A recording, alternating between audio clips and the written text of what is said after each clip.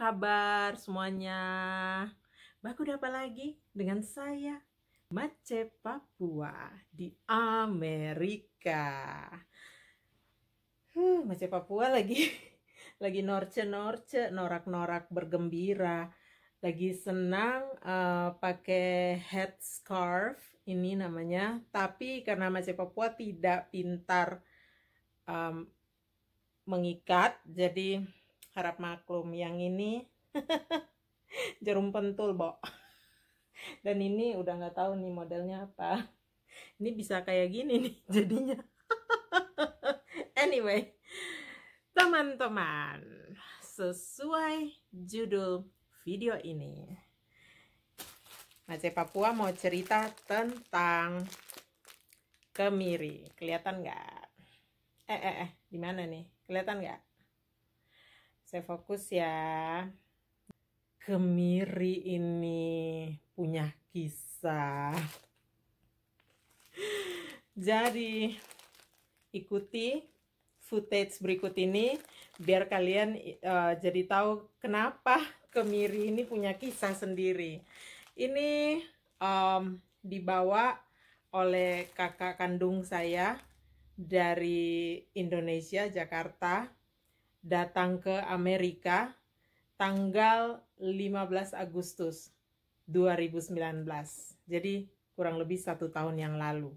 Nah, kenapa saya memilih untuk bikin vlog khusus tentang kisah kemiri ini? Karena iya nih, menarik banget. Kemiri ini susah sekali kita carinya di Amerika Serikat ini. Dan untuk kita yang orang Indonesia, kalau masak-masak tertentu yang harus ada kemiri, terus tidak ada kemiri, aduh, rasanya merana sekali ya teman-teman. Makanya waktu kakak saya mau datang tahun lalu ya untuk acara kami, he came to walk me down the aisle, satu-satunya anggota keluarga yang datang. Dia tanya mau bawa apa dari sini. Saya bilang, Kak, tidak usah bawa yang lain-lain, cukup bawa kemiri ya. Dan saya mintanya tidak banyak, tidak seperti ini. Ini sudah saya pakai nih. Sebenarnya ini penuh ya, penuh. Tidak banyak, saya cuma minta, Kak, bawa kemiri beberapa buah biji ya. Biji apa buah sih ini? Pokoknya ya ini 1, 2, 3 ya berapa lah gitu. Ternyata di bawah banyak sekali. Dibawa oleh dia banyak sekali. Dan ada kisahnya yang makanya saya ingin bagikan dengan teman-teman. Oke. Maaf, udah kebanyakan bacot. Mari kita ikuti kisahnya berikut ini. Om Swastiastu. Saya Denny. Saya ingin menceritakan pengalaman saya ketika melakukan perjalanan ke Amerika Serikat. Dan kebetulan waktu itu saya membawa kemiri. Pasti semua orang sudah tahu kemiri, yaitu bumbu dapur yang sering dipakai di masakan kita, orang Indonesia. Sebelum saya lanjut, jangan lupa subscribe channel YouTube ini, Mace Papua di Amerika, dan juga nonton banyak hal-hal baru yang teman-teman akan dapati di video-video di channel YouTube ini. Oke, kita lanjut. Perjalanan saya mulai dari Jakarta ke Sydney. Di Sydney, visa Amerika saya itu ada data yang salah. Sehingga saya sempat harus beberapa saat dibantu, diurusi di Sydney oleh petugas Kantas. Akhirnya bisa saya menggunakan visa tersebut ke Amerika. Tapi disitulah mulai saya, tanpa saya sadar, boarding pass saya ditandai dengan huruf kode di mana saya harus diperiksa ulang, yaitu SSSS. Itu kepanjangan dari Secondary Security Screening Selection, di mana orang penumpang yang megang boarding pass itu wajib diperiksa kembali tidak diperiksa seperti umum, yang mana orang masuk X-ray terus sudah, setelah itu jalan.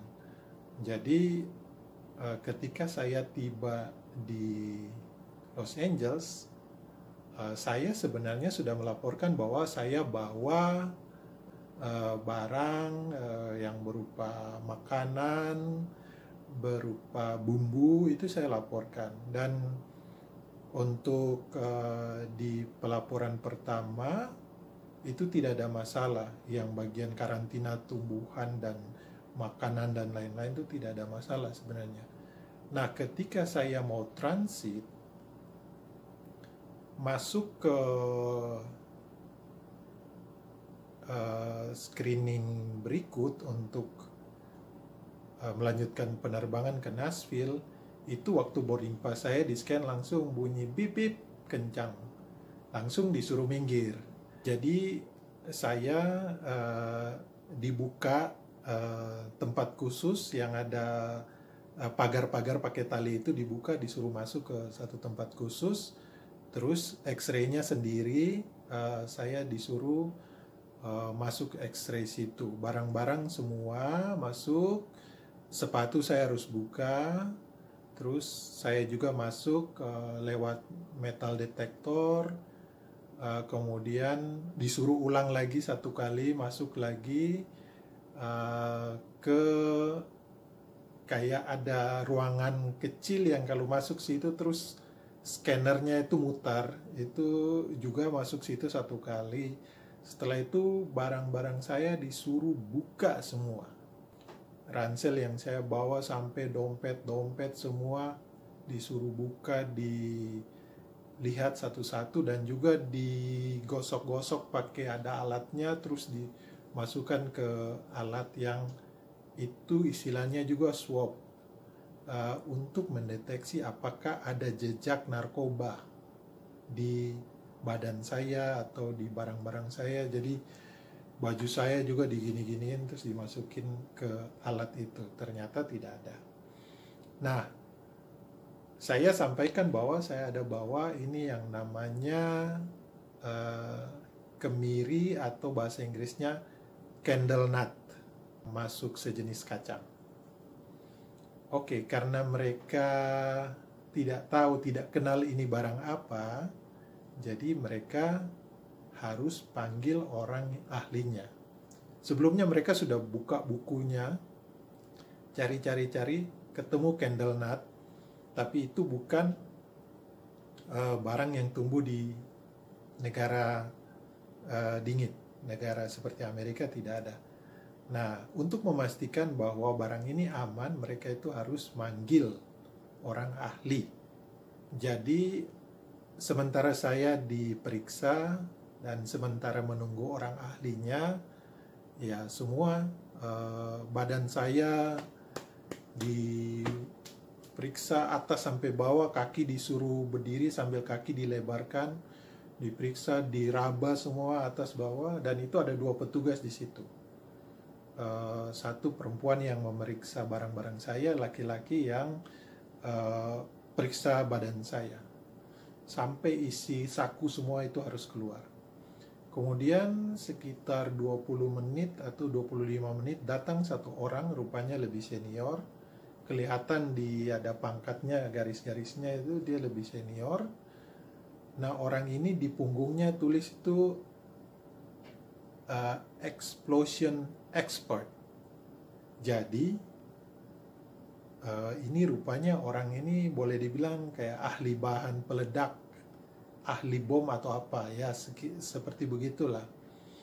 Dia mulai tanya-tanya saya tentang kemiri ini.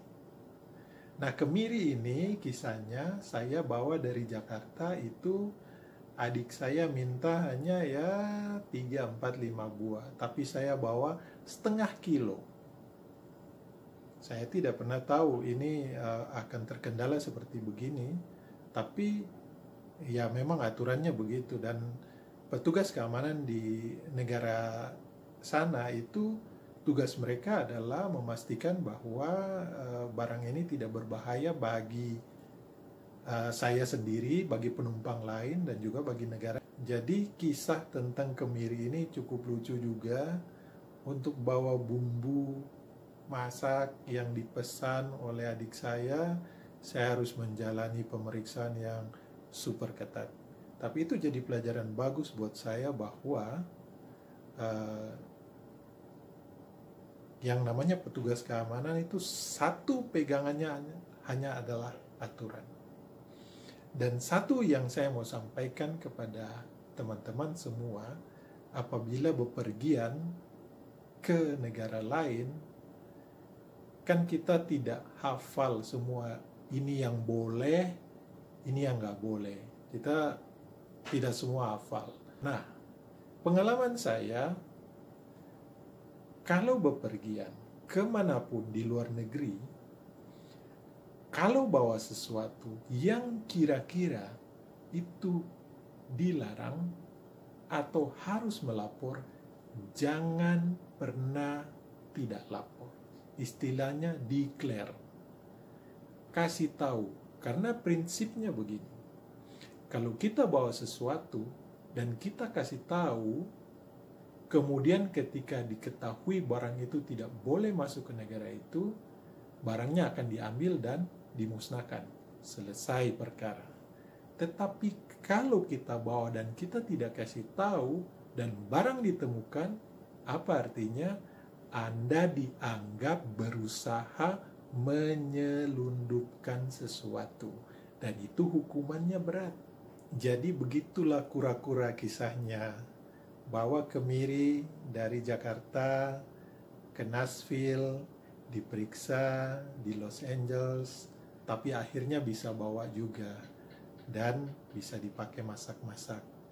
Nah, selanjutnya kan kita kembali lihat nih, si Mace Papua di Amerika masak apa pakai kemiri. Yuk kita lihat. Masak yuk. Harusnya masak di luar nih, tapi berhubung satu dan lain hal gasnya nggak jadi, maka kita pun masak di dalam rumah. Bau bawangnya kemana-mana nanti nih, ampun deh.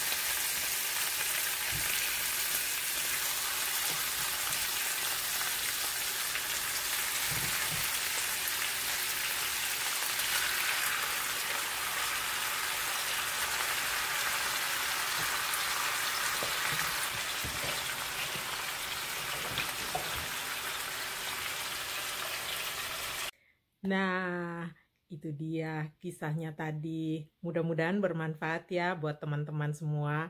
Terlebih buat teman-teman yang suka traveling ya. Ini adalah akhir dari video kita hari ini. Kayaknya udah lebih cantik begini ya teman-teman. Sudah mulai bisa menemukan. Ini mungkin digulung-gulung aja kali ya ke sini. Kayak gitu ya. Nah, begitu kali ya. Nah, ya udah coba kita masukkan kayak gini. Duh, harus dari bawah sini ya. Oke teman-teman. Aduh. Nah, kira-kira gitu bagus nggak teman-teman? Aduh, ya. Ini kayaknya mesti pakai jarum pentul. Ya, sudahlah teman-teman. Sambil saya merapikan head scarf saya, ya. Biarlah udah. Biar sudah tagantong tabembeng. Oke teman-teman, pantun untuk menutup video ini. Burung irian, burung cenderawasih. Cukup sekian dan terima kasih.